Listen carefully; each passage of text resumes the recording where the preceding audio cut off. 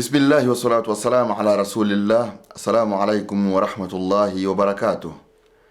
Alhamdulillah wa sallallahu wa sallama ala rasulihi Muhammad wa alihi wa sahbihi wa sallam.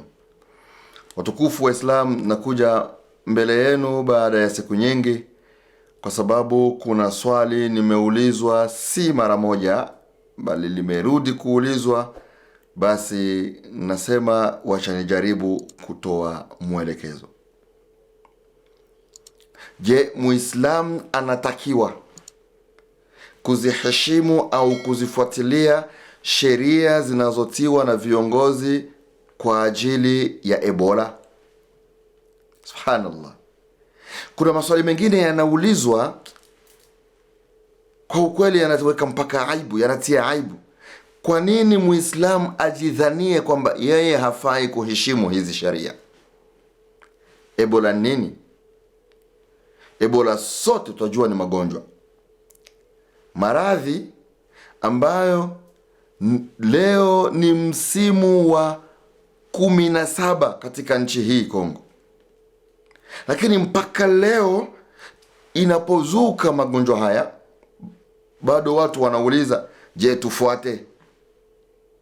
Kwanza Muislamu fahamu kuwa dini yetu ya Uislamu inafadhilisha sana mtu yule aliye na afya nzuri kuliko yule asiye na afya nzuri. Hata kama wewe ni muaminifu, lakini muaminifu mwenye afya nzuri ni bora zaidi kuliko muaminifu asiye na afya nzuri.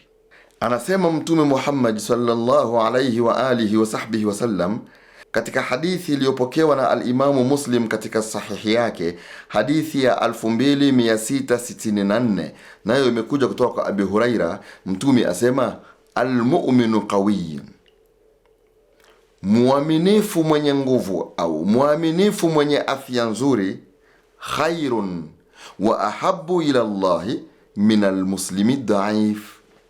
Huyu Muislamu mwenye nguvu, huyu Muislamu mwenye afya nzuri ni mbora na ni mpenzi kwa Mwenyezi Mungu zaidi ya Muislamu mdhaifu.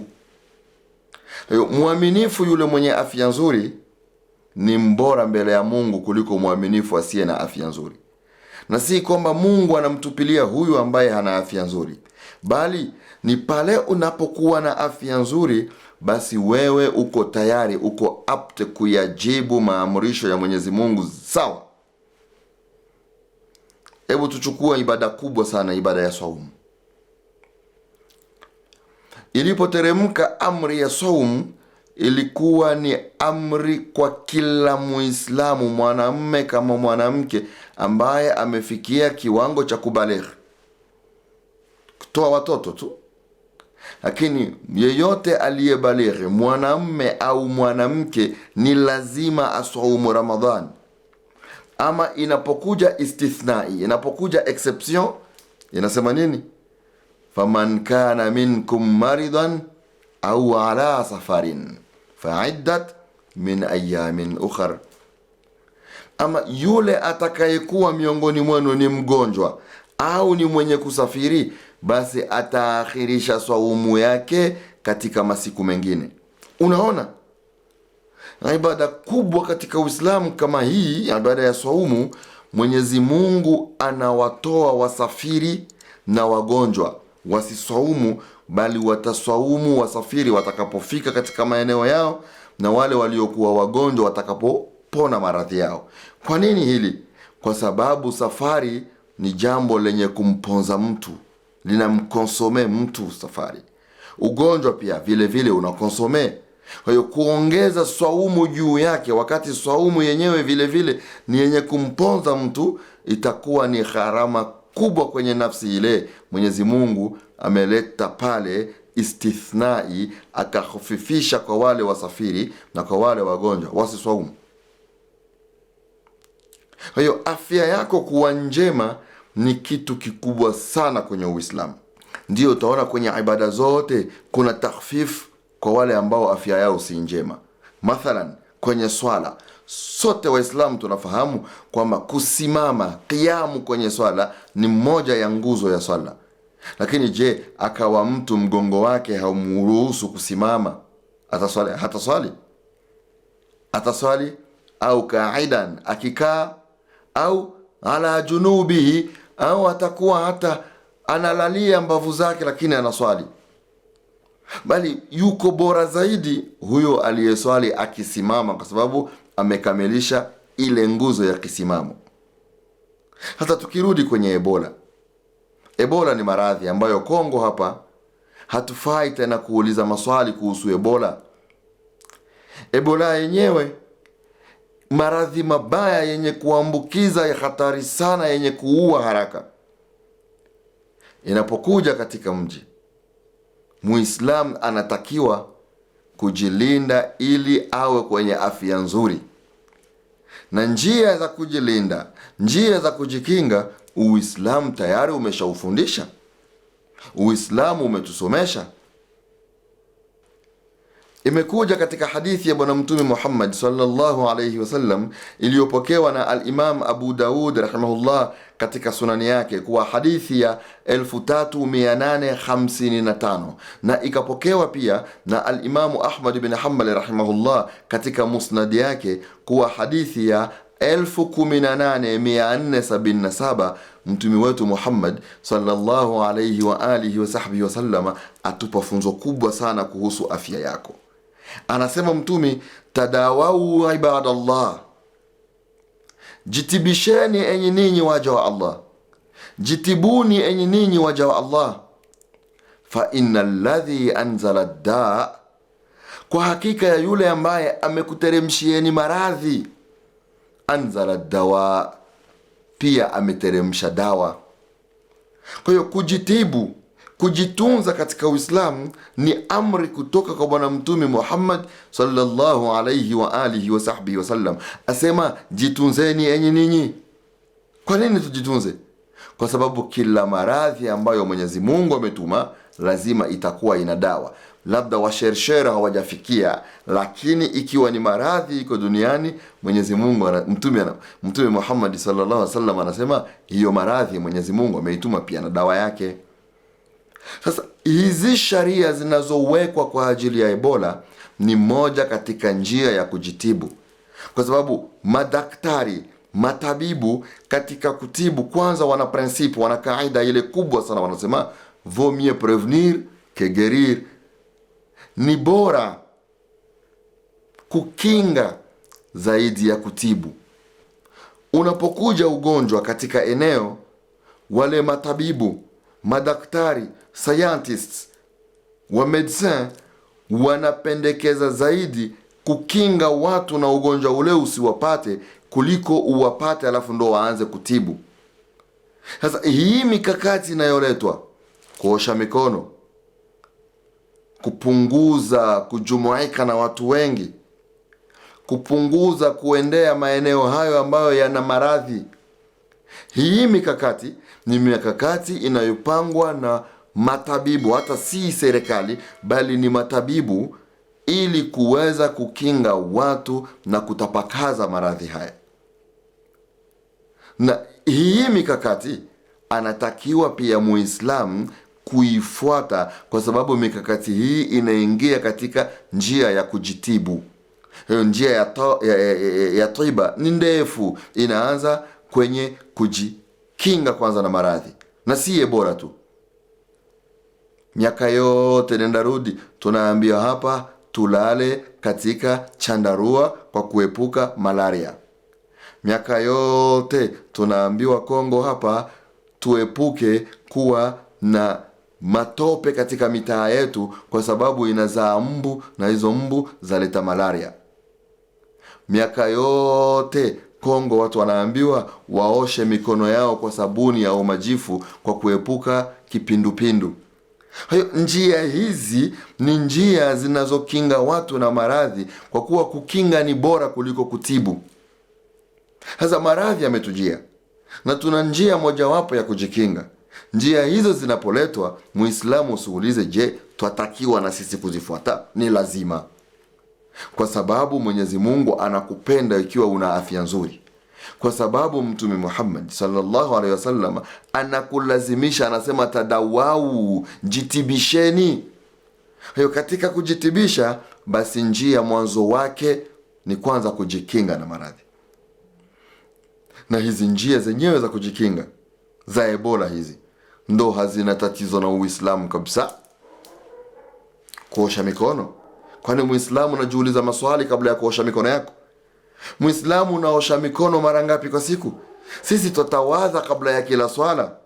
Sasa ikiwa utaambiwa tu ukishika mahala osha mikono mara nyingine, hili unauliza swali? Hili si la kuuliza tena, hili la kutekeleza tu. Muislamu kiambiwa kwa sababu ya masiku haya kuna hatari ya ugonjwa wa kuambukia, epuka mijtamaa ya watu wengi kukutana. Bwana, epuka. Hebu tizama, ni mara ngapi Kongo haikubahatika kwenda hija hata mtu mmoja kwa sababu ya maradhi? Pakiwa Ebola, wala si Kongo, ni duniani nchi zote, ikazuka tauni, ikazuka epidemia yote kubwa ambayo inaambukia, nchi hiyo inakataliwa kwenda hija, kwa sababu hija kule kuna milioni ya watu. Pakiwa mtu mmoja tu anayekuja na huyo ugonjwa akaambukiza watu, basi hiyo inakuwa ni pandemi, inakuwa ni tauni ya ulimwengu mzima. Watu wengi watarudi katika nchi zao na kuambukizana. Ndio Uislamu katika kukinga watu wake, katika kukinga umma wa Bwana Mtume na maradhi, ndio unaona kila mwaka kunatolewa fatwa, nchi fulani hawaruhusiwi hija. Basi itakuwa ni kwa sababu nchi hiyo ina maradhi ya kuambukia. Na haya si mambo mapya. Mtume wetu Muhammad sallallahu alayhi wa alihi wa sahbihi wasallam ametufunza maneno haya katika maneno yake matukufu. Katika hadithi ya Bwana Mtume Muhammad sallallahu alayhi wa alihi wa sahbihi wasallam iliyopokewa na al-Imam al-Bukhari katika sahihi yake, hadithi ya 5728, na imepokewa pia na al-Imamu Muslim katika sahihi yake, hadithi ya 2218. Bwana Mtume Muhammad sallallahu alayhi wa alihi wa sahbihi wasallam amesema kwa hadithi iliyotoka kwa sahaba mkubwa Usama bin Zaid, ambaye anasema kwamba Mtume Muhammad sallallahu alayhi wa alihi wa sahbihi wasallam akasema, idha sami'tum bita'un bi ardin fala tadkhuluha. Bwana wetu Mtume Muhammad, juu yake rehma na amani, alisema ya kwamba mkisikia, mkiambiwa, mkiarifiwa kwamba kuna maradhi ya kuambukiza, kuna epidemia ya maradhi ya kuambukiza katika eneo fulani, katika ardhi fulani, fala tadkhuluha, msiingii katika ile ardhi. Wa idha waqa'a bi ardin wa antum fiha fala takhruju minha, na ikiwa ile epidemia itawakuteni katika ardhi na ninyi mko ndani ya ile ardhi, Mtume anasema msiondoki ndani. Hapa kuna hikma kubwa. Hikma ya kwanza ni kwamba pakija epidemia katika mji kama hapa Goma, kuna kuja epidemia, watu wa Bukavu wasije Goma, sababu kwao haipo. Wakija hapa wanaweza kuambukia na wakarudi kwao wakatapakaza maradhi. Hekima ya pili ni kwamba sisi tulioko Goma tusitoke Goma kwenda Bukavu, kwa sababu tukienda Bukavu tutawapelekea maradhi yetu na tutayapakaza. Hayo ubora maradhi haya yatibike humu ndani, isipokuwa makaa exceptionnel paonekane kuna umuhimu wako, labda wewe ni daktari, labda wewe una utaalamu fulani, ndio nakupeleka kwenda huko. Na leo alhamdulillah teknolojia imepanda juu, kuna vipimo vya kujulisha huyu anaathirika na maradhi fulani au hapana.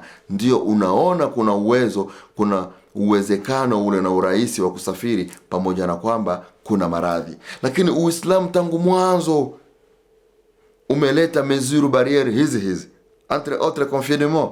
Unasikia Mtume anasema epidemia ikiwa katika ardhi, ninyi msiende pale, na ikiwa mko ndani ya ile ardhi epidemia inafika, msitoke kwenda kwenye ardhi nyingine. Kwa nini? Kwa sababu ya kuweza kucontenir l'epidemie ili isiende kuwa pandemie generalisee. Sasa si wewe Muislamu kuuliza maswali haya, bali ni sisi Waislamu kutekeleza. Tunakubali kwamba kuna qadar, tunakubali kwamba haitomkuta mtu Ebola isipokuwa Mwenyezi Mungu amemwandikia atakufa na Ebola. Lakini wewe haujui qadar, na wewe si mwenye kumtia Mwenyezi Mungu mtihani, bali ni wewe ndio mwenye kuupokea mtihani wa Mwenyezi Mungu. Sasa mtumi wake Mwenyezi Mungu ameshatuambia tadawau, jitibisheni. Na kwenye kujitibu sisi basi tutafuata mikakati ya OMS, shirika duniani ya tiba, inasema ni bora kukinga kuliko kutibu. Kwa hiyo tunaanza kwenye kukinga. Katika kukinga basi ni kuheshimu sharia zilizowekwa na viongozi kwa kushauriwa na madaktari kwa ajili ya kuweza kumaliza haraka tauni hii ya Ebola ambayo ni ya 17 katika nchi yetu Kongo. Kwa hiyo Muislamu, ukafika mahala unaambiwa osha mikono yako, osha. Ukafika mahala unaambiwa tunataka kuchukua joto yako ya mwili, weka kichwa chako. Ikafika nyakati tutaambiwa tuache kukaa katika vikundi vingi, tuache kuswali swala za jamaa katika misikiti, tuswali nyumbani. Tekeleza. Na itakapofika nyakati, Mungu atupishie mbali isifike muda huo, tunaambiwa tuache kutoka nje ya miji yetu, tubaki ndani kwa ndani.